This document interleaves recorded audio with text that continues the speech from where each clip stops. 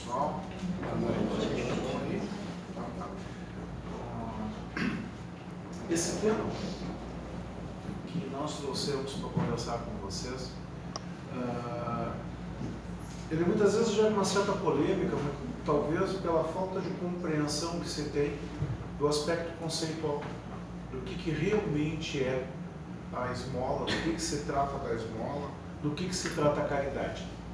Em algumas outras oportunidades, em outros assuntos que conversamos, nós sempre trouxemos que tínhamos que ter muito cuidado da forma de como se executava a caridade, né? Que talvez, no início desse exercício, deveria se fazer através da gentileza. Por quê? Porque a gentileza é uma coisa que nós, dentro das leis, das convenções sociais, de respeito, de consideração, nós conseguimos ser gentis com as pessoas. E a gentileza, a gente sabe que gera gentileza. O inverso também é verdadeiro. Toda vez que nós somos rudes, que nós somos mal educados com alguém, geralmente as pessoas respondem da mesma forma conosco. Então, o objetivo é trazer uma reflexão sobre realmente do que se trata a esmola, né? Quais são os tipos de esmola. E a mesma coisa se dá com os tipos de caridade. E dentro desse contexto, que cada um então forme o seu melhor juízo e execute, pratique. Essa é a nossa intenção. Então, inicialmente, o que é a esmola? Tá? A esmola nós podemos dizer que é uma dádiva caridosa feita aos pobres, isso no nível de dicionário, e o que se oferece aos menos favorecidos por caridade. Tá? O Livro dos Espíritos, na questão 888, fala o que nós devemos pensar da esmola. E ele nos diz o seguinte, ó: o homem reduzido a pedir esmolas, tá, se degrada moral e fisicamente, se embrutece. O que está querendo se dizer com isso? Que a partir do momento em que um irmão nosso se sujeita a viver da esmola, na gíria ele já jogou a toalha. Ele não tem mais nenhum outro tipo de aspiração. Ele se rendeu ao seu próprio fracasso. Tá? Então, sobre esse contexto,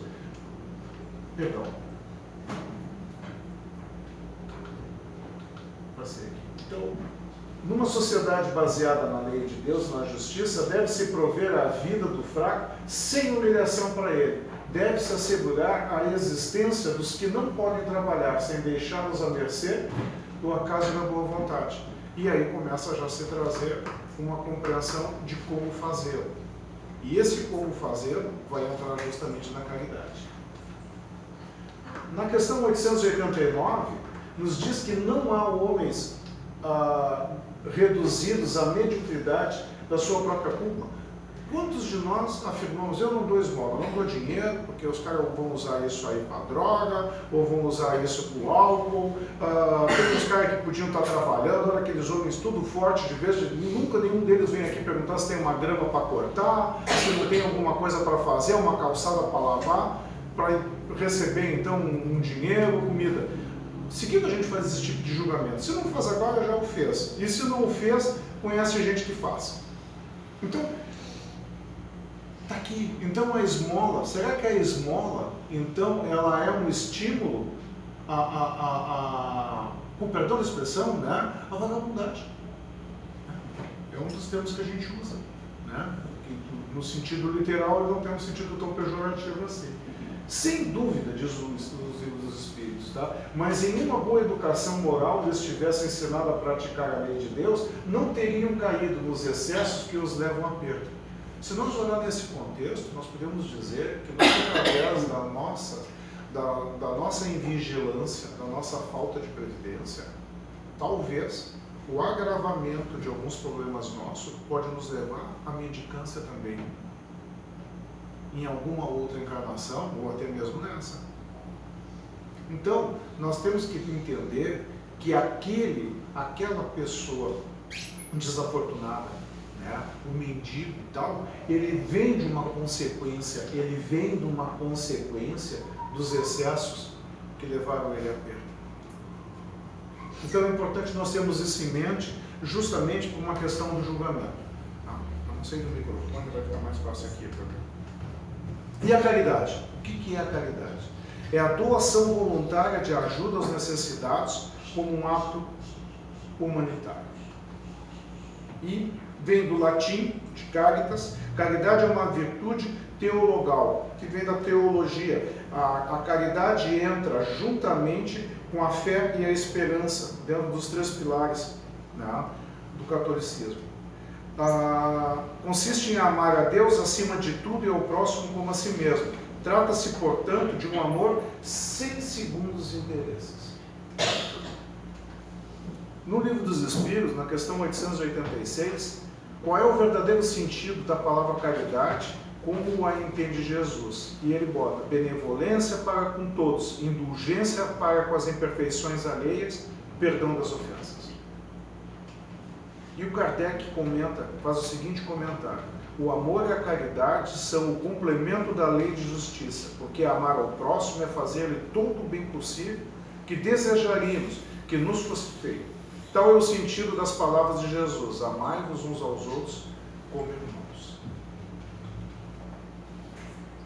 Na questão 887, para finalizar, Jesus ensinou ainda: amai-vos aos vossos inimigos. Ora, o amor pelos nossos inimigos não é contrário às nossas tendências naturais, e a inimizade não provém de uma falta de simpatia dos espíritos. Nós falamos, nós temos que amar os nossos inimigos. Como é que nós podemos amar os nossos inimigos se nós não os queremos bem? A primeira coisa, nós temos que fazer o quê? Nós temos que transpor essa resistência da inimizade e tal. E aí se esclarece então pelos espíritos que, sem dúvida, não se pode ter com os inimigos o amor terno e apaixonado. E não foi isso que ele quis dizer. Amar os inimigos é perdoá-los e pagar-lhes o mal com o bem. É assim que nos tornamos superiores. Pela vingança nos colocamos abaixo deles. Então, feitos esses registros em função de um paralelo do que o aspecto conceitual no dicionário e do Livro dos Espíritos traz sobre a esmola e a caridade, nós podemos então começar essa reflexão, que nós estamos usando como base essa obra do Rodolfo Caligares, tá? As Leis Morais. Tá? É uma base do nosso tema. Então nós temos, primeiramente, tipos de esmola. Nós temos 3 tipos de esmola. A primeira é a esmola sem caridade. É a doação sem sentimentos, indiferente, sem amor.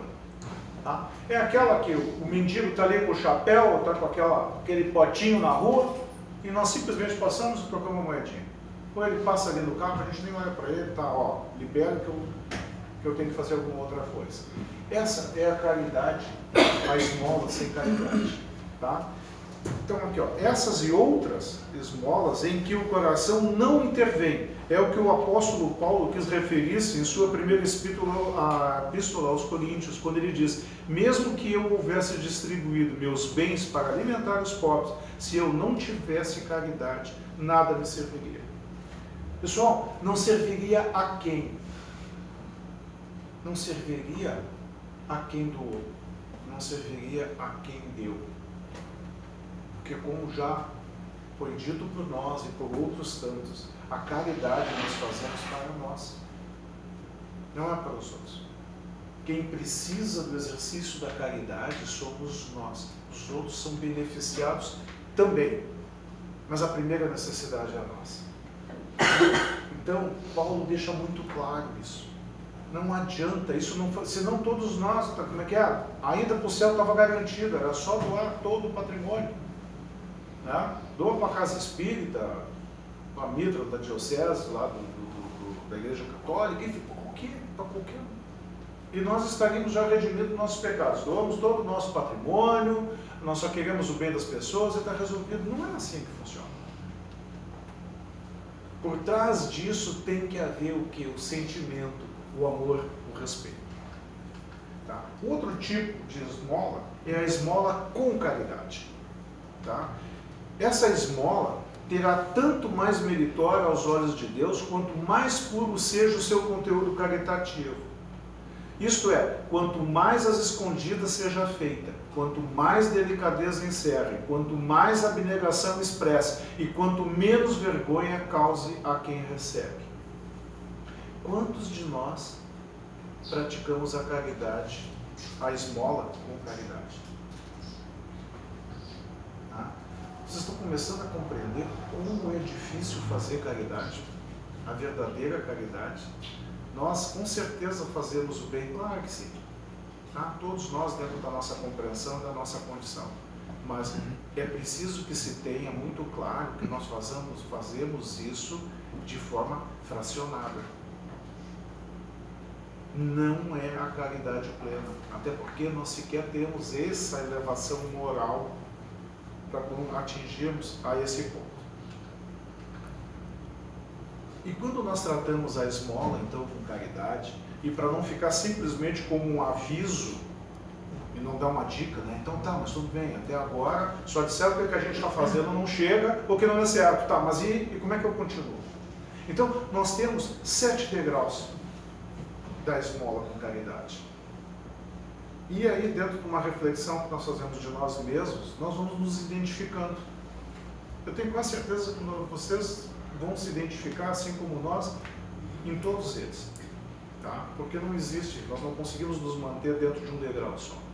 No primeiro degrau, situa-se as esmolas concedidas de boa vontade, tá? Quando solicitadas, esperando os doadores provas de gratidão dos infelizes, os quais favorecem. Como é importante para nós, quando nos pedem um favor, a gente fazer e ouvir no olho dele nos agradecendo. Que bom que tu nos ajudou, que tu me ajudou. Sou muito grato, a tua ajuda para mim é muito importante. Já recebemos o prolabore, não tem mais nada, não espera mais nada, tá? Já terminou isso. Aquele reconhecimento de quem se beneficiou com a nossa esmola, ele acabou de pagar a conta.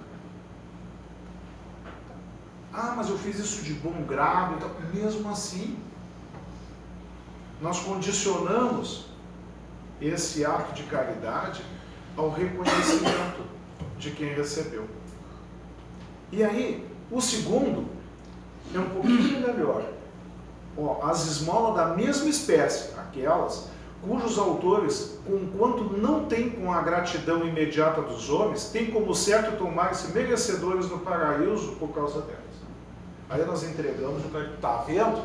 Aqui, estou entregando para esse cara aqui, tá vendo aí? Anota que eu estou fazendo caridade. Então, se a motivação não é o imediato reconhecimento de quem recebe, nós estamos tentando que a espiritualidade superior, então, reconheça o nosso bom ato. Segundo degrau. Terceiro degrau. As espontâneas, porém, não na justa medida dos esforços, dos recursos que dispõe a doar. Nós não estamos falando aqui em doar todo o patrimônio.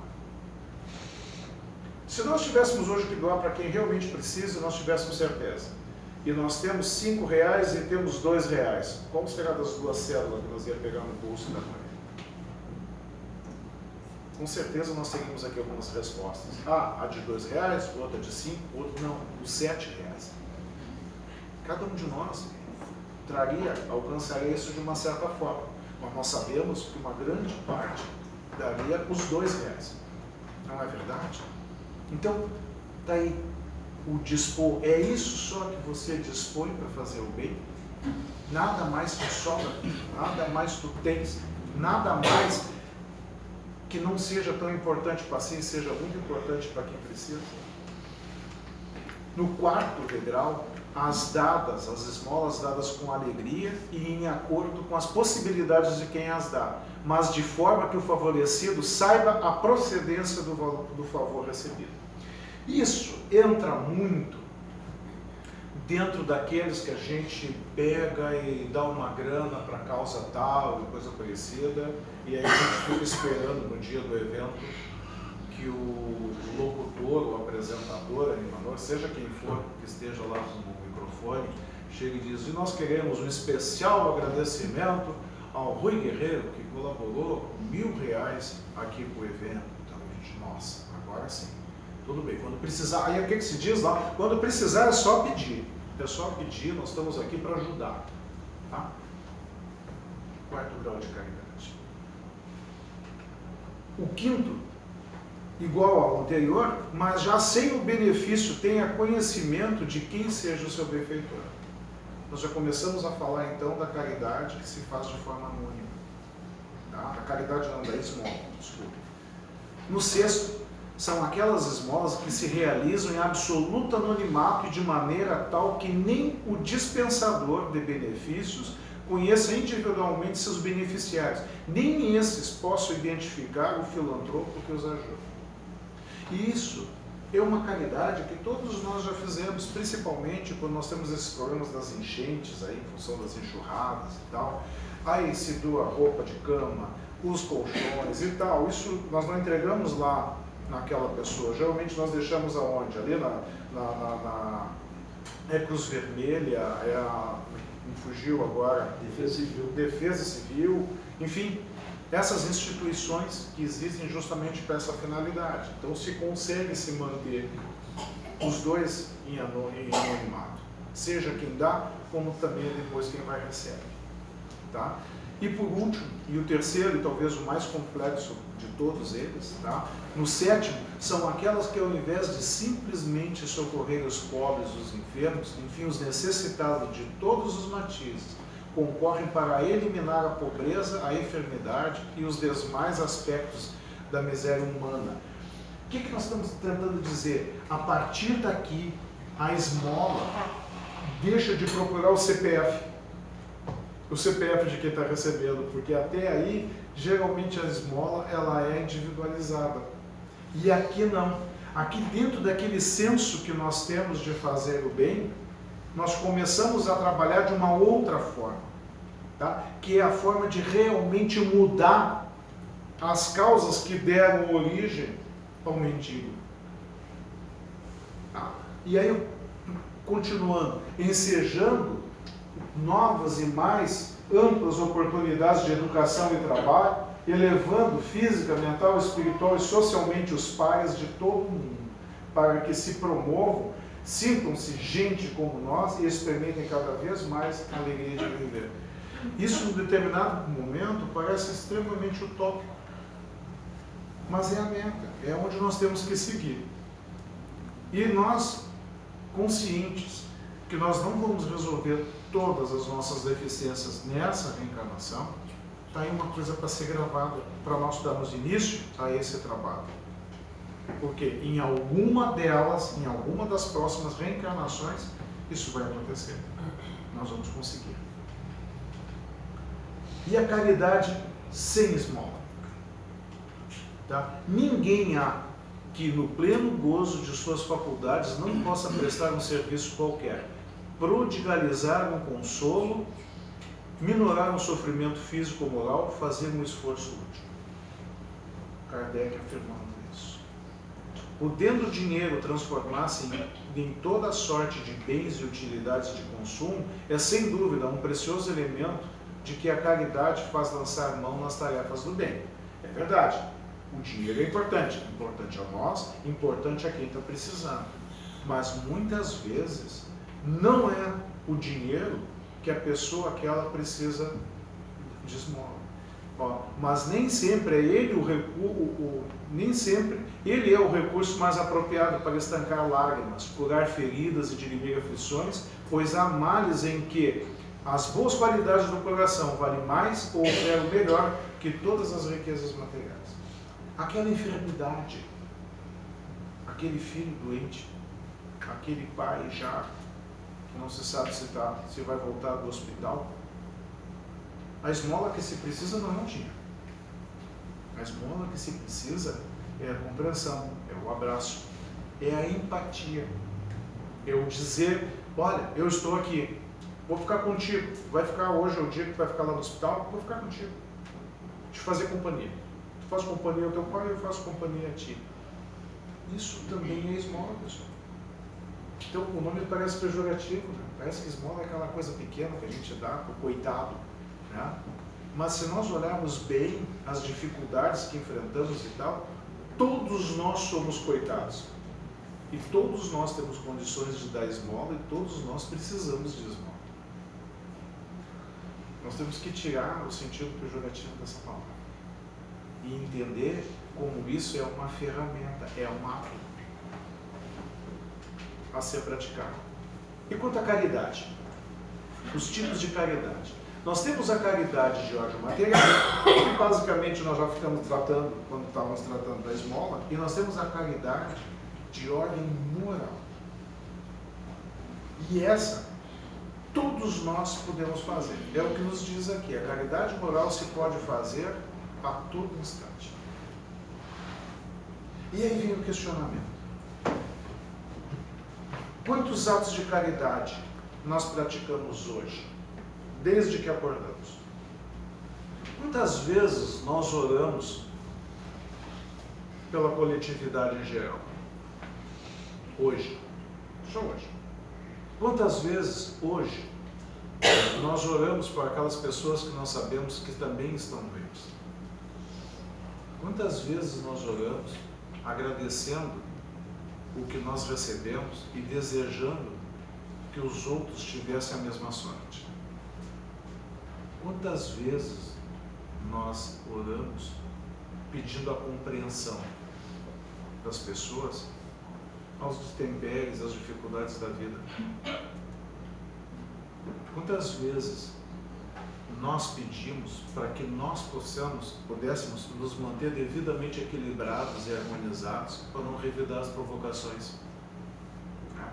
Quantas vezes nós pedimos ou agradecemos a oportunidade de fazer o bem? Quanto custou isso para nós hoje? Quanto nos custou? Além daqueles breves minutos dessas orações, desses agradecimentos. Será que nós fizemos essa caridade? Será que nós realmente praticamos a caridade hoje? Então veja que a primeira coisa que precisa acontecer para que existam menos mendigos é que nós possamos construir esse mundo de transformação, né? Esse mundo de harmonia, e ela começa conosco, harmonizando a nós mesmos, para a partir daí então nós ajudarmos os outros. Quando nós falamos que a mendicância, né, ela se dá justamente pelas dificuldades, né, pelos desequilíbrios da vida, a nossa imprevidência em determinados tipos de sentimento, ele vai gradativamente aumentando. Isso, leia-se depois o processo de obsessão, de vampirismo, de coisa que vale, e daqui a pouco nós vamos estar no mesmo caso da degradação moral. E como é que isso acontece? Acontece quando nós não temos nada de bom para se lembrar. E as coisas boas acontecem conosco pela nossa prática. Nós não podemos simplesmente querer evoluir esperando que as pessoas reconheçam que nós somos pessoas boas e merecemos oportunidades. Não, essas oportunidades nós é que fazemos elas. Através da prática do bem. Que bem? Da caridade. Então a caridade, ela é muito mais ampla do que aquilo que se pensa no primeiro momento. E quando nós mantemos essa distância absurda do mendigo de nós, quando nós dizemos, pobre coitado, né? Olha só, coitado, a sujeira que ele está. Agora, hoje à noite, vai chover, olha aí, vai dormir aí atrás da marquise e tal. E nós trazemos essa distância toda, e nós podemos daqui a pouco estar falando do nosso futuro. Nós podemos estar falando do nosso futuro, e eu não estou trazendo isso só por uma questão material, mas principalmente espiritual. Porque não tem como nós caminharmos em direção do Pai sem amor. E não tem como nós termos amor sem praticar a caridade. São pré-requisitos, eles se complementam. Então, a caridade moral, nós não temos qualquer tipo de explicação do porquê não praticamos. Porque não nos custa nada. Nós a fazemos com o primeiro momento, quando despertarmos e abrirmos os olhos, nós podemos começar a fazer a caridade. Agora. dando continuidade, no Livro dos Espíritos, na questão 888, ele diz o que pensar então da esmola, né? O homem reduzido a pedir de esmolas degrada moral, fisicamente se embrutece. Você se lembra que a gente leu isso aqui antes? Aí, seguindo, na questão 888 lá, então condenais a esmola? E eles dizem não, pois não é a esmola que é censurável, mas quase sempre a maneira porque ela é dada. Tá? O homem de bem que compreende a caridade segundo Jesus vai ao encontro do desgraçado sem esperar que lhe estenda a mão. Interessante isso, né? Tá? Olha só que interessante. O que torna a esmola muitas vezes complicado não é o que recebe, é quem a dá, pela forma de como está dando. E por isso que se trouxe no início, que em outras conversas passadas, quando a gente falar que a gentileza é um bom caminho para começar a fazer caridade, por quê? Porque quando a gente chega, coitado, tu precisa, tá? Toma aqui, eu entrego. O que nós estamos fazendo? Nós estamos tirando a única coisa que nós não conseguimos dar para essa pessoa. Só tem uma coisa que nós não conseguimos dar em nós atirando dela, é a dignidade. Quando nós fazemos isso, nós tiramos a única coisa que nós não conseguimos reparar da pessoa que recebe, a sua dignidade. Então, se ele já tem pouco, não vamos tirar o que ele tem, a única coisa que ele tem, que é a sua dignidade. Tá? Porque o amor próprio ele já abdicou a partir do momento que ele, como diz no Livro dos Espíritos, ele já está embrutecido. A verdadeira caridade é sempre boa e benevolente, tanto está no ato quanto da maneira de fazê-la. O serviço prestado com delicadeza tem duplo valor. Se o for com altivez, a necessidade pode fazê-lo aceito, mas o coração mal será tocado.